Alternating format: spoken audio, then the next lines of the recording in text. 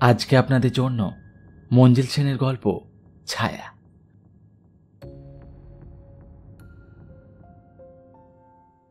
আসাম থেকে এক বন্ধু ঘন ঘন পত্রাঘাত করছিল। লিখছিল, একবার এখানে এসে বেরিয়ে যাও, বুঝবে প্রকৃতিকে কেন লীলা চঞ্চল বলা হয়। একটু খোঁটা দিয়ে লিখেছিল, তোমরা পাহাড় পর্বত কল্পনা করো আর তারই বর্ণনা পাঠক পাঠিকাকে উপহার দাও, অথচ ইটকাট পাথর ছাড়া কিছুই তোমরা দেখো না। ভেবে দেখলাম অপবাদটা একেবারে মিথ্যে নয়, তাই ওটা ঘোচাবার জন্য বেরিয়ে পড়লাম।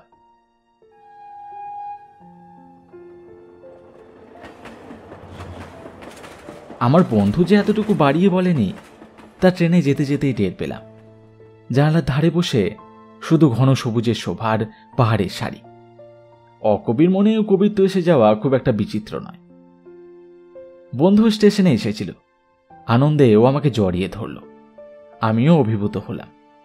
দেবু অর্থাৎ আমার বন্ধু ওখানকার ডাক্তার। অল্প কিছুদিন হলো প্র্যাকটিস শুরু করেছে, কিন্তু এরই মধ্যেই বেশ নাম করে ফেলেছে। এখনো বিয়ে করেনি, একাই থাকে, তাই আমাকে নিয়ে ও মেতে উঠল। কয়েকটা দিন বেশ হইচই করে আনন্দ করে কেটে গেল। শুনেছিলাম আসামের রহস্য রোমাঞ্চ পত্রিকার খুব কদর। দেবু আবার বেশ ফলাও করে আমার নাম চাউর করে দিয়েছিল। বলেছিল ওসব পত্রিকায় আমি নিয়মিত লিখি। ফলে কিছু স্থানীয় বাসিন্দা কৌতূহল প্রকাশ করেছিলেন। আমার সঙ্গে আলাপ করে আমাকে প্রশ্ন বানিয়ে একেবারে জর্জরিত করে ফেলেছিলেন। অবশ্য আমি যে মনে মনে আত্মপ্রসাদ অনুভব করিনি, এ কথা বললে মিথ্যেই বলা হবে। একদিন সকাল 10টায় দেবুর বাড়ির রাস্তার দিকের বারান্দায় একটা বই নিয়ে বসেছি। মাঝে মাঝে মুখ তুলে লোকজনের চলাফেরা দেখছি। দেবু একজন রোগী দেখতে গেছিল, ফিরতে একটু দেরি হবে বলে গেছিল।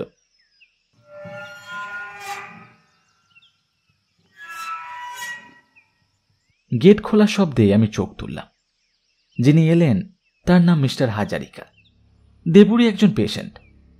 দেবুর মুখে শুনেছিলাম ভদ্রলোকের বয়স বেশি নয়, একসময় নাকি খুব ভালো স্বাস্থ্য ছিল, কিন্তু গত কয়েক বছর ধরে তিনি কেমন শুকিয়ে যাচ্ছেন। ভদ্রলোকের দুটো চোখ কোঠরে ঢুকে গেছে, ফ্যাকাশে মুখ, গায়ের রংটাও অস্বাভাবিক রকমের পাণ্ডুর, যেন একটা জীবিত মৃতদেহ। ভদ্রলোকের রোগ যে আসলে কি তা বহু পরীক্ষা করে ধরা যায়নি। খিদে পায় না, ঘুমোতে পারেন না, দিন দিন শুকিয়ে যাচ্ছেন। অথচ সব রকম প্যাথোলজিক্যাল টেস্টেও শরীরে কোনো রকম অস্বাভাবিকতা বা কোনো রকম অভাব ধরা পড়েনি। দেবু বলেছিল কেসটা বড় অদ্ভুত। সে মেডিকেল জার্নালে ভদ্রলোকের কেস হিস্ট্রি প্রকাশ করেছিল। কয়েকজন বিশেষজ্ঞ তাকে বিভিন্ন চিকিৎসা পদ্ধতিও বাতলে দিয়েছিলেন, কিন্তু তাতেও কোনো উপকার হয়নি। আমার মুখে ডাক্তারবাবু বাড়িতে নেই শুনে তিনি বললেন যে তিনি সেটা জানেন এবং আমার কাছেই তিনি এসেছেন। আমি ভদ্রতার খাতিরে তাকে বসতে বললাম। মনে মনে ভাবলাম, আমার কাছে আবার তার কি দরকার পড়ল। একটা চেয়ার টেনে তিনি আমার মুখোমুখি বসলেন। সত্যি বলতে কি, এই উজ্জ্বল দিনের আলো সত্ত্বেও তার সান্নিধ্যে কেন জানি না আমার একটা অস্বস্তি হচ্ছিল। গাটা ছমছম করে উঠল, যেন ওর উপস্থিতি কোনো অশরীরী আত্মার কথা আমাকে মনে করিয়ে দিল। ভদ্রলোক তার কোঠরে ঢুকে যাওয়া দুই চোখ দিয়ে আমাকে লক্ষ্য করছিলেন। হঠাৎ তার ঠোঁটের ফাঁকে মৃদু কৌতুকের হাসি ঝিলিক দিয়ে গেল। আমার অস্বস্তি আরো বেড়ে গেল। ভদ্রলোক কয়েকবার কাশলেন, তারপর যেন অনেকটা ক্ষমা চাওয়ার ভঙ্গিতেই বললেন, আপনাকে বিরক্ত করছি বলে কিছু মনে করবেন না। আপনার কয়েকটা গল্প আমি পড়েছি। ভদ্রলোক একটু থেমে আবার বলতে লাগলেন, অলৌকিক কাহিনী বেশি লেখেন। একজন গুণমুগ্ধ পাঠক, এই ভেবে এতক্ষণে আমি যেন ধাতস্থ হলাম। আপনাকে আমি একটা গল্প শোনাতে চাই। ভদ্রলোক সোজাসুজি কাজের কথায় চলে এলেন। আমি নিজের প্রশংসা শুনবো বলে প্রস্তুত হচ্ছিলাম, কিন্তু হতাশ হলাম। যাই হোক, মুখে বললাম, বেশ তো বলুন, আমি শুনছি। ধন্যবাদ। ভদ্রলোক ভাবলে সেন মুখে উক্তি করলেন। একটু থেমে তিনি আবার বলতে লাগলেন, আমি জানি আমার দিন ফুরিয়ে এসেছে, এমনকি কবে মারা যাব তাও আমি জানি। তাই এখন আপনাকে বলতে আর কোনো বাধা নেই। আমি একটু চমকে উঠলাম। ভদ্রলোক বলেন কি? কবে মারা যাবে তাও তিনি জানেন? একজনকে সব খুলে না বলা পর্যন্ত আমি শান্তি পাচ্ছিলাম না। আপনি আপনি আপনি উপযুক্ত লোক। দয়া করে আমার কাহিনী আপনি পত্রিকায় ছাপিয়ে দেবেন। আমার অপরাধের কথা সবাই জানুক, তাই আমি চাই।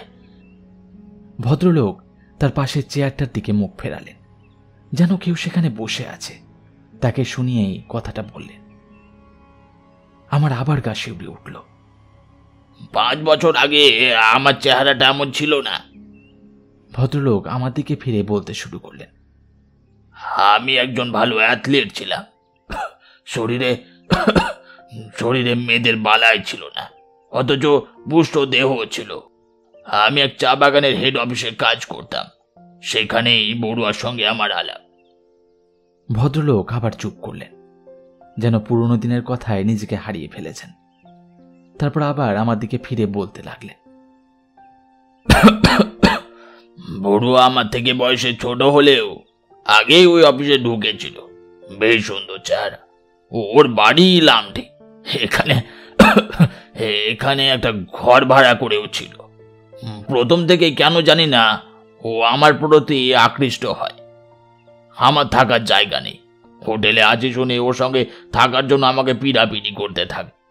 আমিও ভেবে দেখলাম তাতে আমারই সুবিধে। যা মাইনে পাই তার বেশিরভাগই হোটেল খরচায় চলে যায়। ওর সঙ্গে শেয়ারে থাকলে খরচ কম হবে। রান্নার জন্য একজন লোক রেখে দিলে আরো সুরাহা। তাই আমি তার প্রস্তাবে সম্মত হলাম। বেশ কিছুদিন কেটে গেল, ভালোই ছিলাম। টাকা পয়সা বাঁচছিল। বড়ুয়া ক্রমে আমার একান্ত হয়ে পড়েছিল। আমার সুখ সুবিধের দিকে ওর তীক্ষ্ণ নজর ছিল। সেটা দেখে আমি বেশ মজা পেতাম। ক্রমেই এমন অবস্থা হলো ও যেন আমার মাঝেই নিজের সত্তাকে হারিয়ে ফেলল। মাঝরাতে ওকে সিগারেট আনতে বললে 1 মাইল হেঁটেও তা এনে দিত। এতটুকু বিরক্তিও প্রকাশ করতো না। বরং ও আমাকে খুশি করতে পেরে যেন তৃপ্ত হতো।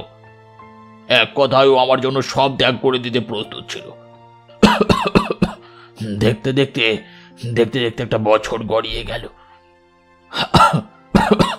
আমার মধ্যে একটা পরিবর্তন এলো। এতদিন আমি বড়ুয়ার এই আত্মনিবেদনে আত্মতুষ্টি অনুভব করতাম, কিন্তু আর যেন ওকে ভালো লাগে না। এই একঘেয়েমি, বৈচিত্র্যহীনতা অসহনীয় মনে হতে লাগলো। আমি যেন হাঁপিয়ে উঠলাম।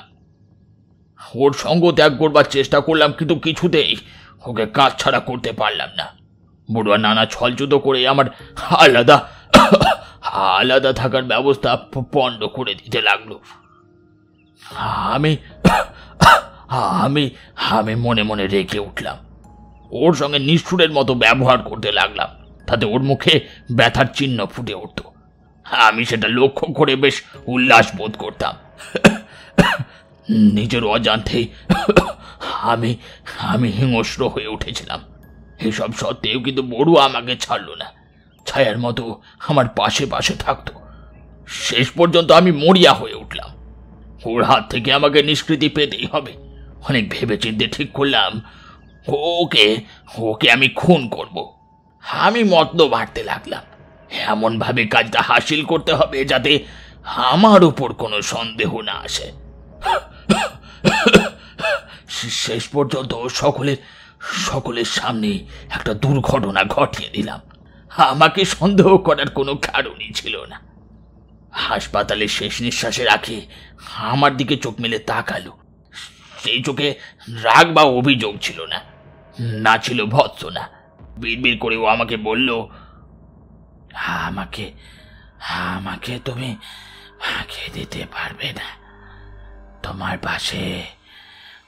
পাশে আমি ছায়ার মতো থাকবো। ছায়ার মতো আমি থাকবো, ফাঁকি দিতে পারবে না। মিস্টার হাজারিকা একটু থামলেন। আমিও স্বীকারোক্তি শুনে যেন সম্বিত হারিয়ে ফেলেছি। বড়ুয়া ওর কথা রেখেছে।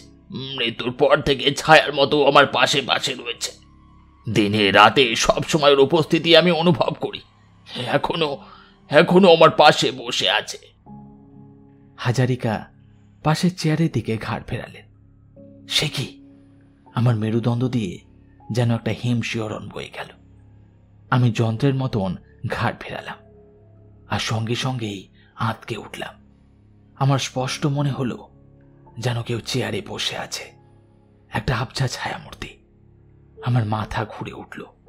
একটু ধাতস্থ হয়ে আবার চেয়ারের দিকে তাকালাম। এবার কিন্তু কিছু দেখতে পেলাম না। মিস্টার হাজারিকা আমার মুখের দিকে তাকিয়েছিলেন। তার মুখে একটা বিচিত্র হাসি ফুটে উঠল। তিনি বললেন, জানেন, ও আমার কানে ফিসফিস করে কথা বলে, তাই আজ আমি সাহস করে সব আপনাকে খুলে বলতে ভরসা পাচ্ছি। কারণ ও আমাকে বলেছে আর এক মাস আমার আয়ু, মরেও আমি ওর হাত থেকে নিষ্কৃতি পাবো না। তিনি উঠে দাঁড়ালেন।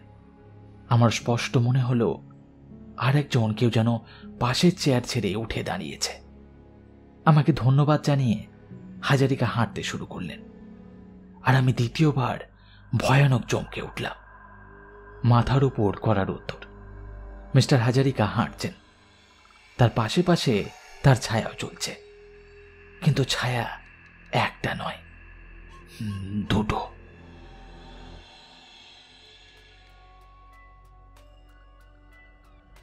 শুনছিলেন মঞ্জিল সেনের গল্প ছায়া। আজকের গল্পটি আপনাদের ভালো লাগলে অবশ্যই একটি লাইক করবেন, এবং আমার গল্প পাঠ আপনার কেমন লাগছে অবশ্যই কমেন্ট করে জানাবেন। দেখা হবে পরের গল্পে। ধন্যবাদ।